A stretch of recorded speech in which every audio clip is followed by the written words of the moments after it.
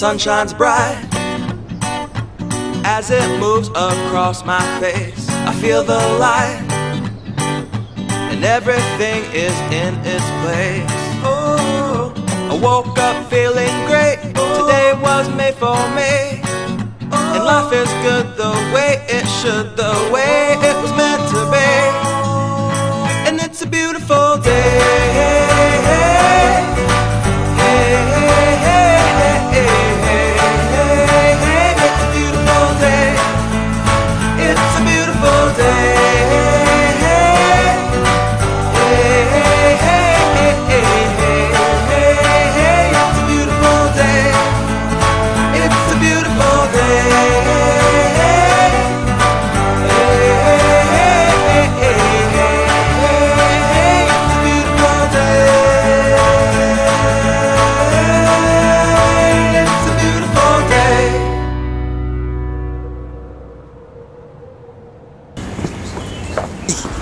За би ч гэрээсээ гарч ирж байгаа юм шиг хөнгөн шиг гарч ирж байгаа юм шүү дээ.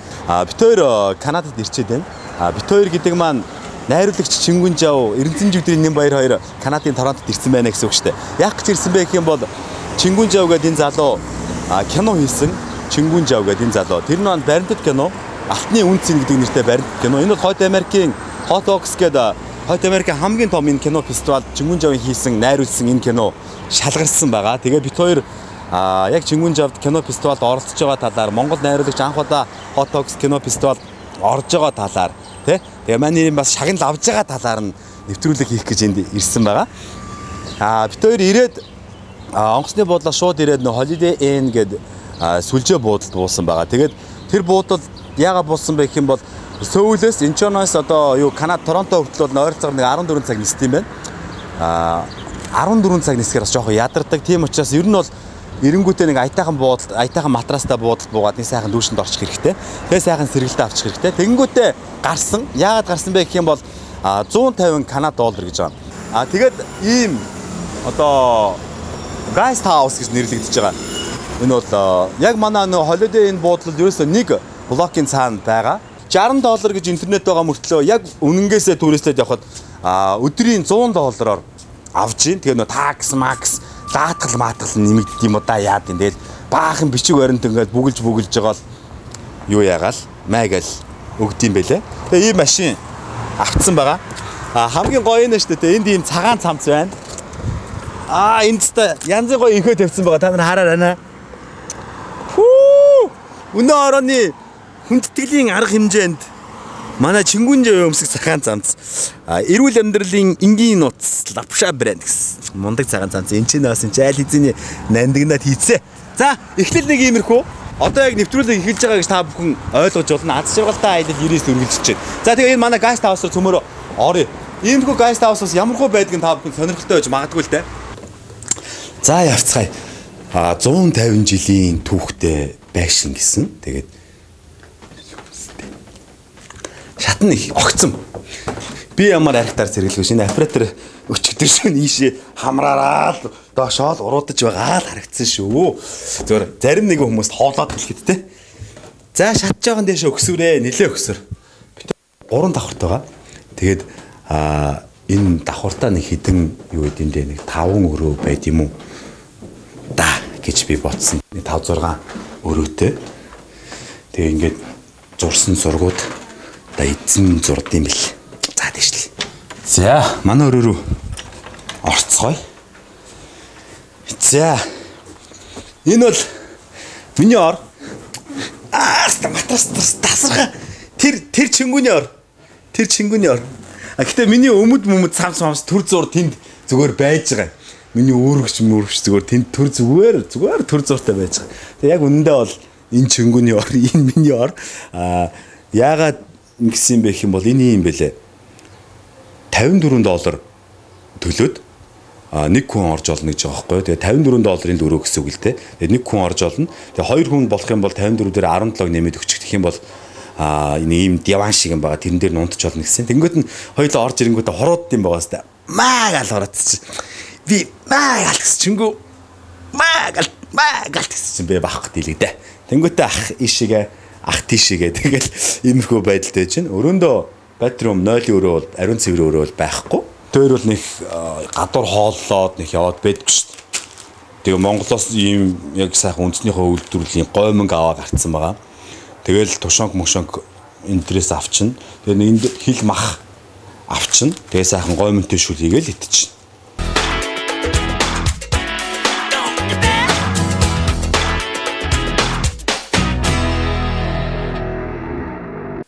Канадад ирсэн хүмүүс бол зайлшгүй үзэх зүйлүүд гэж байна л да.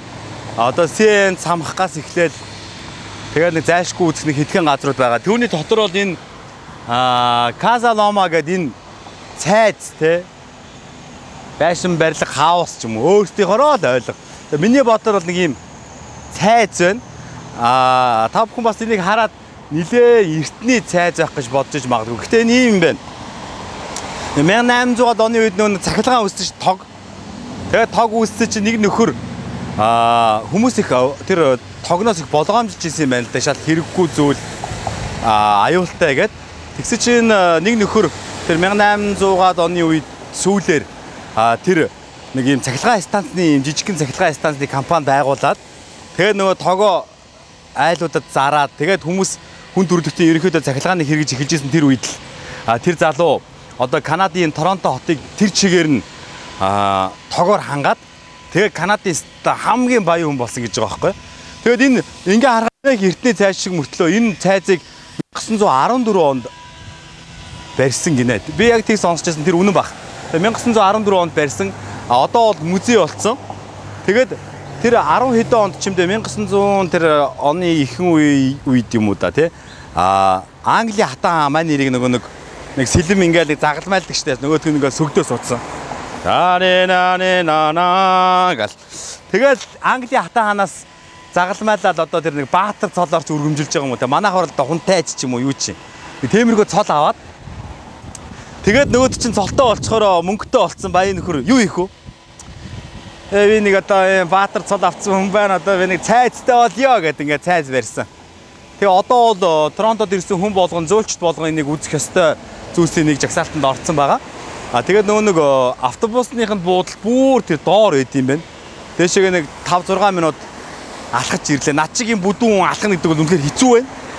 Хотогшоогоо ороход мөнгө төлнө. За бид хоёр зураг аваад явж ийн л да. Тэг дотроо бол зураг авахыг зөвшөөрдөггүй юм байна. Гадна энэ яг нүүр нь урт тал руугаа ийшээ Торонто хот айгуу гой харагддаг юм байна. Маш сайхан харагддаг юм байна. Тэгээд энэ цайзыг ингэсэн юм байна. 1911-ээс 14 оны хооронд 3 жил барьсан юм байна. Үнэхээр том. Нэг хүн эхнэр хүүхдтэйгээ амьдэрдэг гэхэд бол үнэхээр том цайз нь. Ер нь би бодлоо л доо. Би ер нь ийм цайзанд амьдруул. Ер нь ганц хоёр өрөөнд нь л орох юм байна. Бусдаар нь бол баг явахгүй юм байна. Тэгээд энэ Хенри Хинч гинөө тийм нэг нөхөр байсан юм ба штэ түрүүний яриадсан хүн чинь. Тэгээд юу яасан юм бэ? 10 жил энэ байшинда амьдэрсэн юм байна. Гэхдээ манер нөгөө нэг маш их баяжсан энэ төргээ яриадсан штэ. Гэхдээ татварын маш их өрөнд орсон юм байна л да улсдаа. Тэгээ манер амьдэрч чадахгүй болоод 10 жилийн дараа энийг улс буцаагаад авцсан юм байна. Тэгэл манай хүн өөр газар л бол бодвол байш авсан байлгүй дээ тий. Энийг ингэдэг гинэ. Энд ингээд хүмүүс ингээд тэмдэглэлт ойн баяр энэ хийд юм байна л да. Одоо манайхаар хурим энэ бол болдог. Тэгэх юм бол энэ цайзыг тэр чигээр нь $3,500 авдаг гэж энэ өдрийг хэл юм шиг байна. Надад тэгсэг санагдсан дээ. $3,500 бүтэн өдөр энэ цайзыг ингээд аваад тэгээд хоол унд нөгөө бүфэгээ тусдны үнэтэй тэгээд аваад хийж болох юм байна. Номын сан гэхэд ийм яг нөгөө кинон дээр гардаг шиг Harry Potter-ийн кинон дээр гардаг шиг юм биш. Нэг л их том өндөр юутай баахан ном хийцэн. Хоёр газар байна. Тэгээд жуулчид их ирдэм байна. Канадын өөр хотуудаас хүмүүс их үздэм байна. Хүүхдүүд сургуулаараа их үзэж байгаа харагдаж байна. Дотор бол зураг авч болохгүй. Гадна талаасаа нэг иймэрхүү. Гоё юм байна да.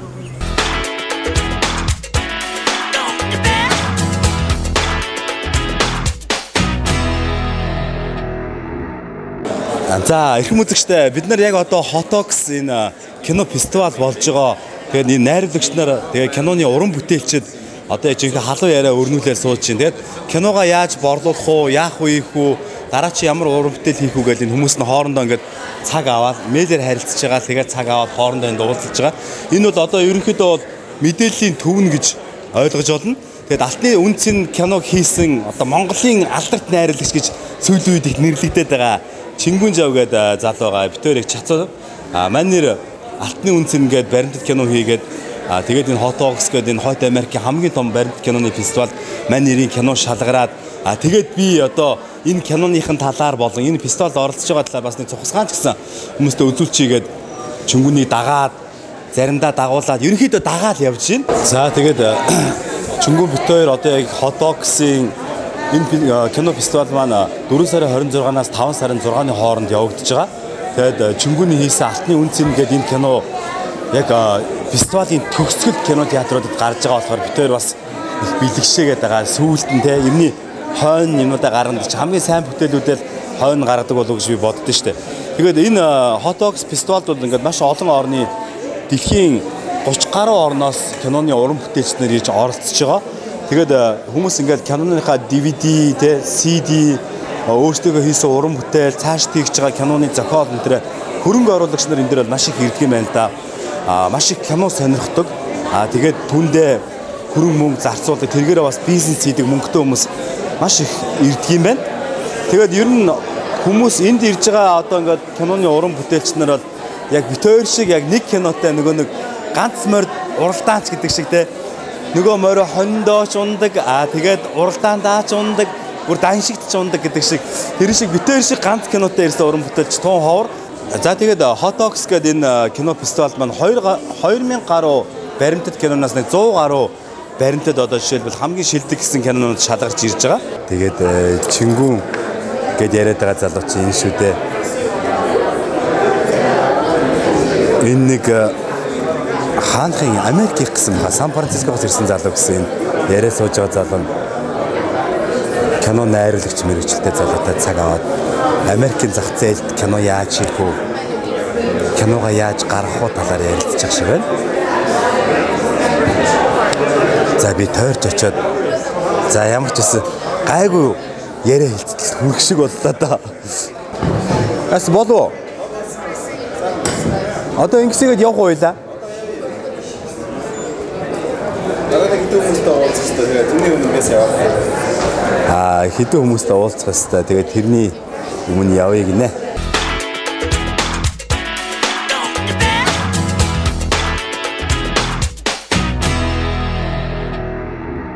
За энэ нэгээр ихээ те. Америкийн нөгөө 5 их нууруудаас нэгнээс нь урсаад яг энэ 58 км урсаад дахиад нэг нууртууд зүтгэж байгаагийн дунд нь нэг доошо унж байгаа юм ихээ байгаа. Тэгээд энэ ирэмгүүд нь шүү дээ те. Анх 1600 оны европчууд анх энэ ихээг олж нээсэн гэж байгаа байхгүй юу? Тэр үед бол ихээ бол хамаагүй найшаа байсан байгаа. Яг тийм бол ус нэгэ доошо унахтаа ихээгээ идээд байгаа. Тэгэхээр 300 жилийн дотор ойролцоогоор 300 хэдэн метр газар ихээгээ идээд одоо ихээ нэг ястаа цаашлаад байгаа гэсэн. Харин сүүлийн үед нөгөө дэвшилтийн технологи энэ төр гараад энийг нөгөө усан цахилгаан станц хийгээд тэгээд одоо бол ерөөсөө нэг жилт юм уу да тий 10 жил гэсэн үү жилт гэсэн 30 см л ус иддэг болчиход байгаа. Тэгээд унж байгаа өндөр нь бол янз янз байгаа тий 47 м ч гэж яриад байгаа 52 м ч гэж яриад байгаа. Тэгээд би сая энэ нэг дэлгүүрээс шугам авцсан. Тэгээд үзийхтэй яг 600 юу 50 хэдэн метр байна уу 40 хэдэн метр байна уу гэдэг хэмжээд үзчихээ та бүхэндээ уул тий. Оо нэг хүүхдүүдээ авчруу за. Энэ хараад явж гоё л. Энэ хүрхээнийх нь одоо ингээ унж байгаа ус байгаа шүү дээ тий. Тэрнийх нь наагуур нь энэ дотор талаар нь бас ийм хонгол хийцэн. Энгээр нь нэг 40 50 доллар төлөөд явдаг юм байна. За тэгээд дэлхийн хамгийн өргөн хүрхрээний хажууд Чингүний замын зардлыг ивент итгэж бид нартай хамтран ажиллаж байгаа Лавша брендийнхаа тугийг одоо нэг намруулчих да. Цанцаран Лавша брэнд гэж байгаа. Би ч B15-аас салахгүй шүү дээ. Энийгээ барьчихна. Минутанд 150 хай литр ус доошо ундаг юм.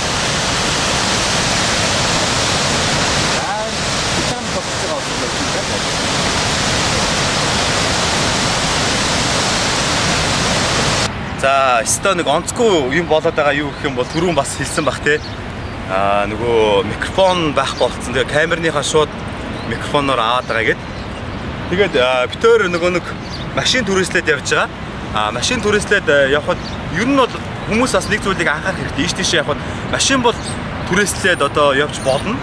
Гэхдээ ийм яаж байгаа байхгүй. Жишээлбэл би намайг паспортоо үзүүл гэж байгаа байхгүй. Тэгэхээр би паспортоо өгсөн чинь танд өшөө өөрийгөө